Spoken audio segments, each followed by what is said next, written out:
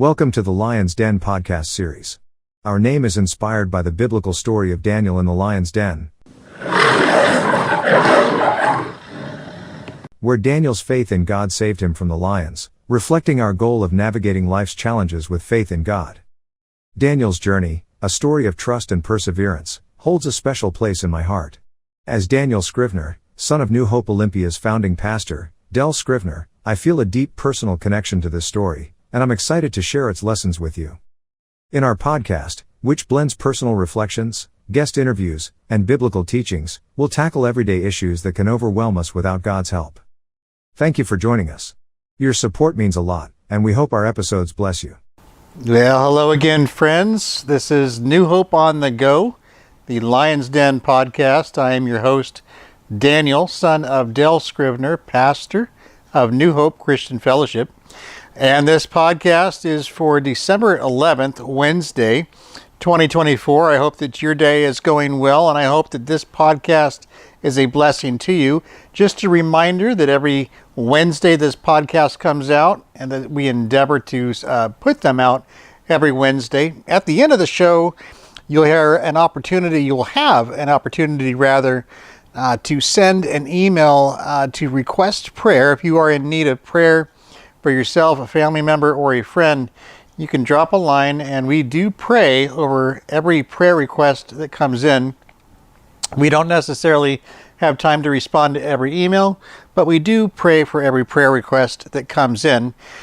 Well, in this continuing podcast, this Lion's Den podcast, we focus on the proverbial lions. Of course, my name is Daniel, and I was named after Daniel in the Bible, the prophet Daniel. And of course, you know the story, or you might know the story of Daniel in the lion's den.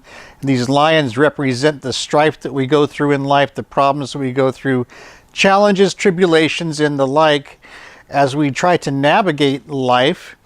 And all of us, no matter what our wealth is, what our status is, economic status, whatever we've gone through, no matter where you're at, how the size of your family, whether it's just you and a cat, it does not matter. We all deal with something.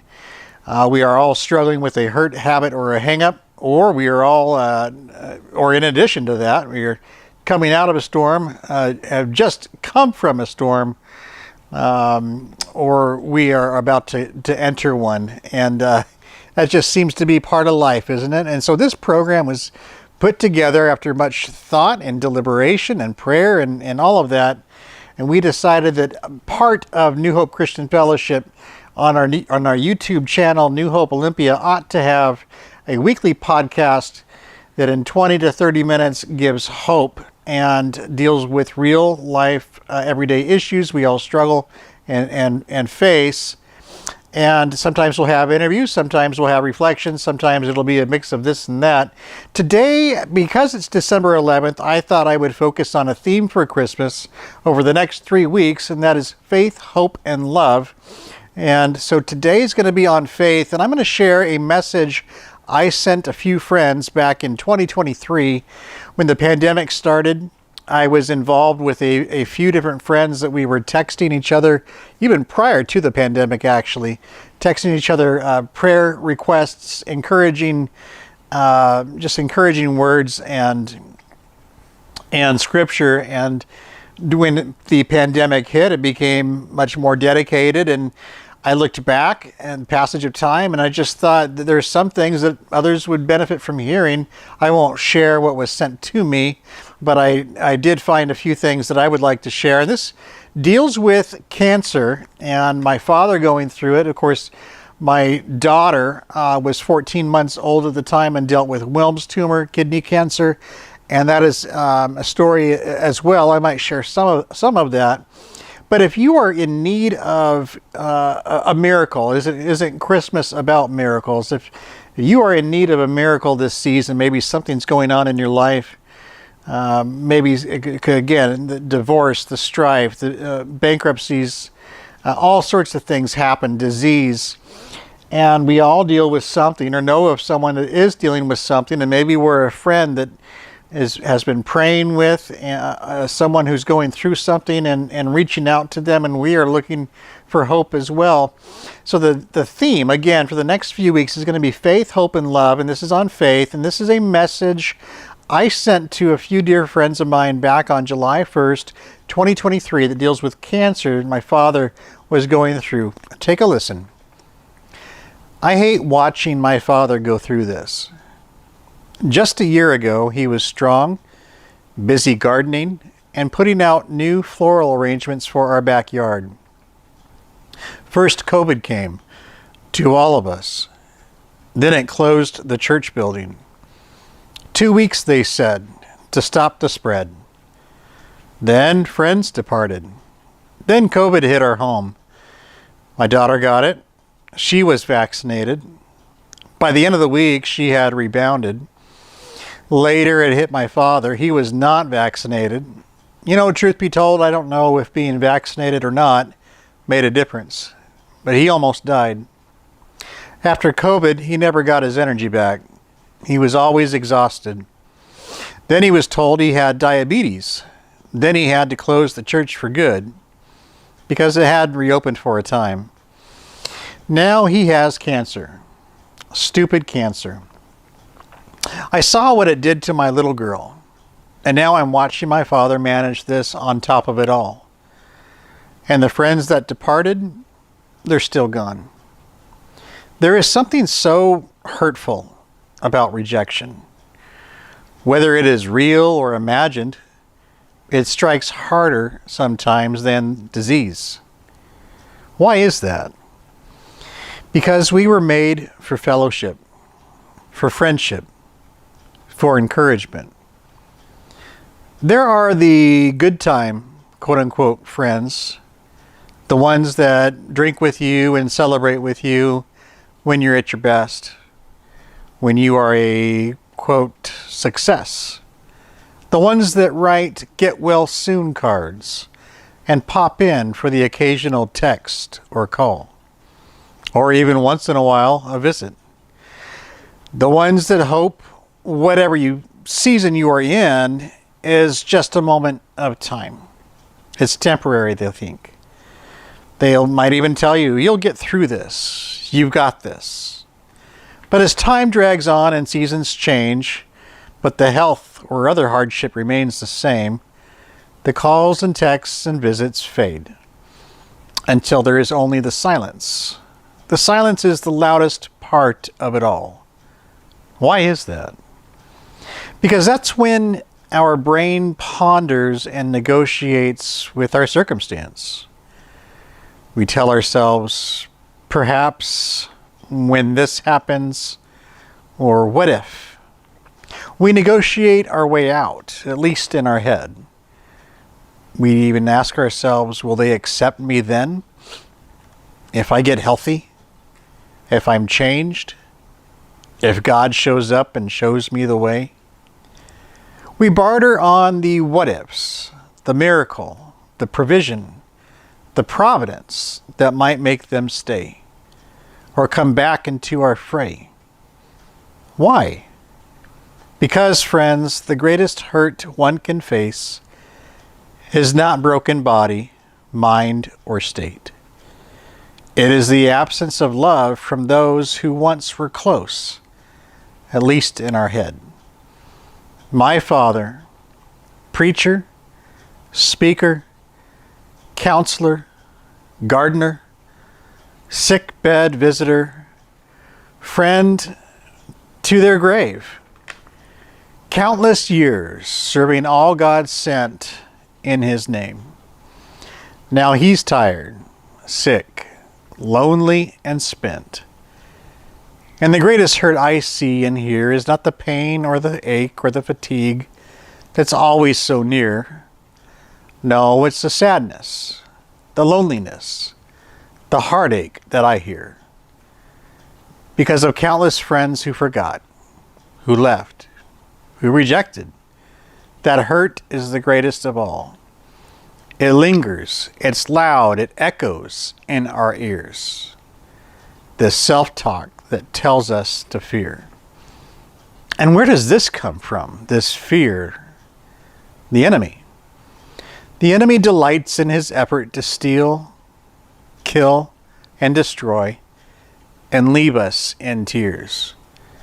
But I watched, I listened, and I remember.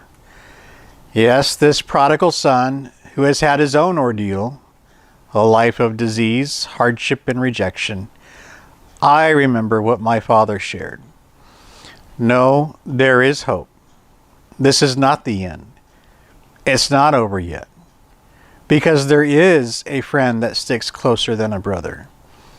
He provides, he loves, he heals, and he never, ever leaves. And when this chapter is written, when the author of life has declared the last sentence, may his promises come to fruition. As Job, the oldest book in his holy word, says, I know that my Redeemer lives, and he shall stand at last on the earth. Well, in our meantime, if you have a loved one or a friend who needs some hope or needs a hand, be there. And remember that we are his hands and feet. Because the best medicine, my friend, is a faithful friend. Prayers for my father, a man I am so proud of and grateful for.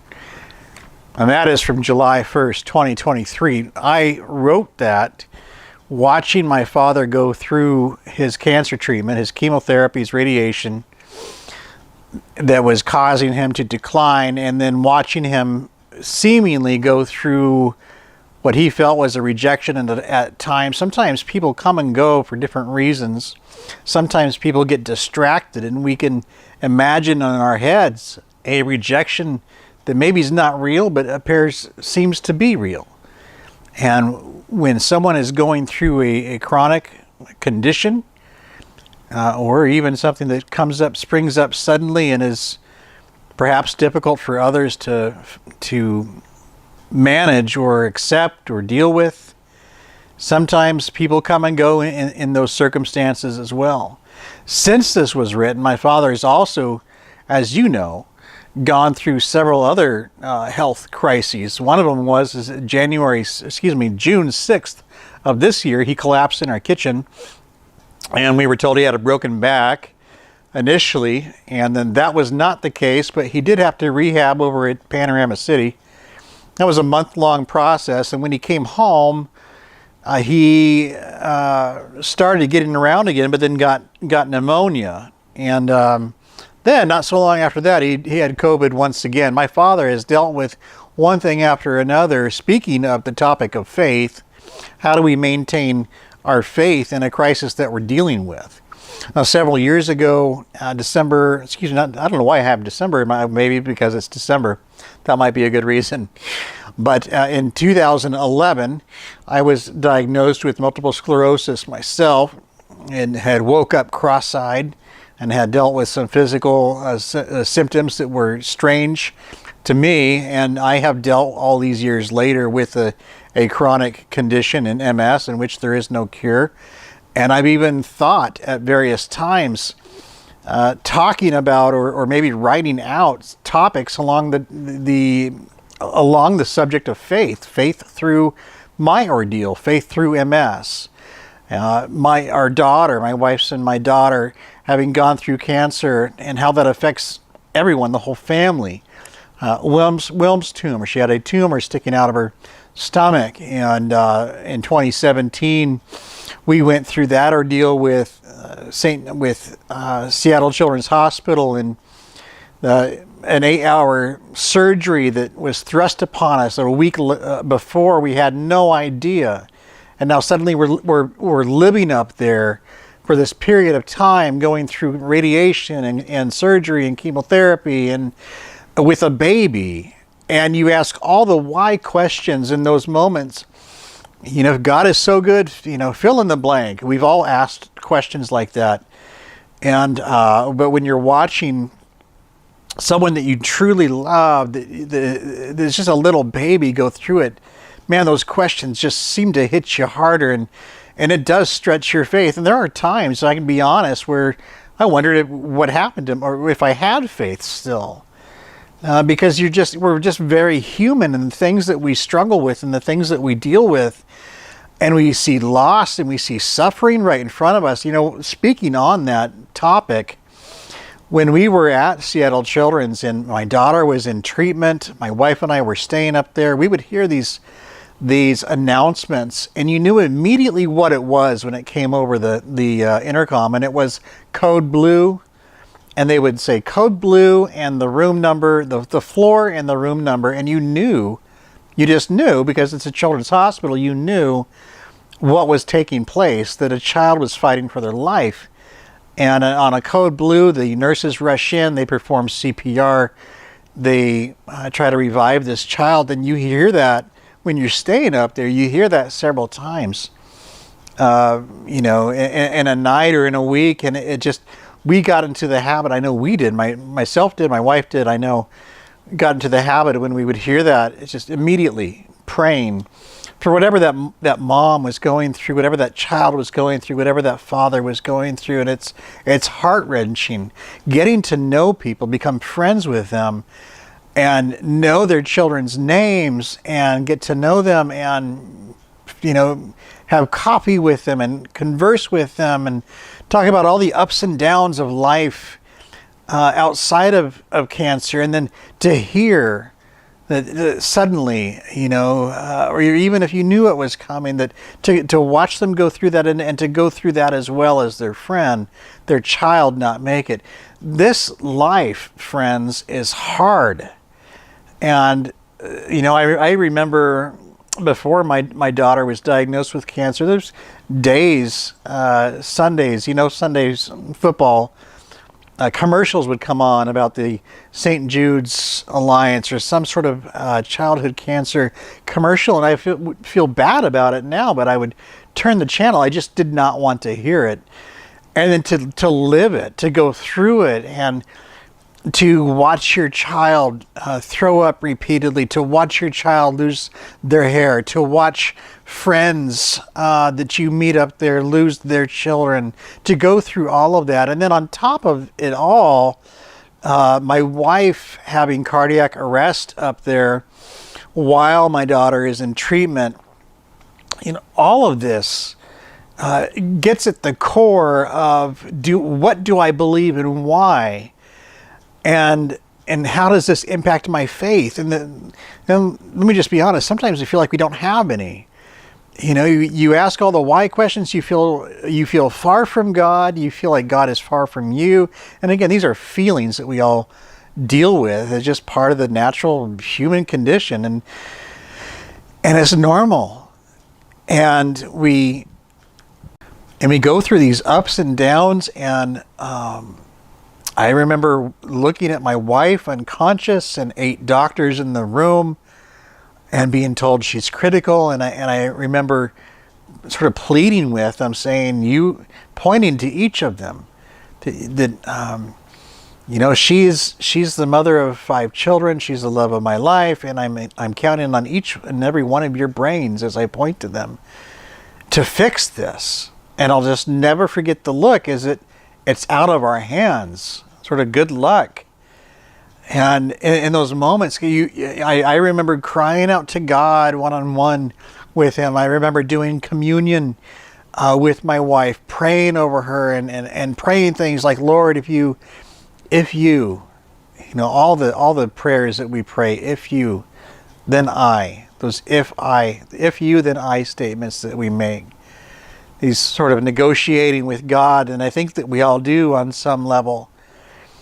And we do that when we're young, if we do that when we're going through, just the part of growth of being human, raising families, going to college, trying to make ends meet, managing bills, and these crisis points that we hit stretch our faith. And again, there's points where sometimes you feel like you don't have any. And you just feel like the wind gets just sucked out of you, watching your prayers hit the ceiling. At least that's how it feels in those moments sometimes. But then on a panoramic level, taking a step back and looking as I'm reading over this letter, this text I sent my my friends about my dad back in 2023. And my dad tonight is conversing at the dinner table. He's on the mend. He's still with us. He's still here. And in those moments, you feel like your whole world is caving in on you. And then looking back over time from sort of a panoramic view, you can see, I can see when God was in this room here, or in this point here, or saving my wife here. You can see the footprints and the handprints of God in different places. In the Bible, Esther is a book in the Bible that does not mention God. God is not mentioned, but you see his handiwork. You see him moving behind the scenes. And often in our walk, in our faith, looking back over our lives, we can see different points in time that God was there. Maybe you are looking for a Christmas miracle and praying for a Christmas miracle. Is it a loved one? Is it someone that is struggling with a disease, a diagnosis? Is it a layoff? Is it a relationship that feels broken? Is it a sudden move you didn't see coming? And you are in need of a place, and maybe it's a combination of different things. And maybe it's you, and you're listening to this right now, and you feel alone, and you feel cut off, and you feel like my father did, rejected. And it doesn't matter if that rejection is real or imagined. The feeling behind it is real enough. And we all need a friend. We all need someone to walk this life with, and to pray with, and to cry with. And sometimes if you're alone and you're struggling, it's just those feelings, those emotions, those voices, if you will, feel louder and louder and louder. And that is when we need to stop, and we need to call out. We need to call out to our Creator. There's a verse I really just want to share, and I hope that you'll look it up this week, that you'll meditate on it this week, that you'll share it with a friend, that you'll think on it, and that you'll really reflect on it. And that is this, and it's Psalm 34, verse 8. And here's what it says. It says, taste and see that the Lord is good. Taste and see that the Lord is good. You think about Thanksgiving, you think about Christmas, you think about families getting together, trying different desserts, trying different meals. You go to work and you have functions at work where everyone brings, a platter of some kind, a potluck, and people are trying different things. And here, taste this, try this. I just made this. Oh, it's really good. And we believe what our friends or coworkers, or sometimes even strangers, tell us. We'll believe a stranger when they say at work, hey, you should try this. This is really good. Or maybe a casual friend, you should try this. This pie, this food, etc. is really good. But this verse is saying, God is inviting us to taste and see. God is saying, try me in this. Stop searching for the answer in a bottle. Stop searching for the answer in a pill. Stop searching for the answer in your quote-unquote a soulmate. Stop going from person to person to person to find that source. Stop looking in all of these different areas. God is saying, try me. Taste and see that the Lord is good. And it says, blessed is the one who takes refuge in him. It says we're blessed when we say, nothing else works, I'm taking refuge in you. And faith, what is faith? Faith is just simply saying, I can't count on myself here. I can't count on anyone else here. I am calling out. I can't see you, God. I just believe you're real. It's just, I have no faith in me, but I have faith in you. It's just believing God when he says that he is God.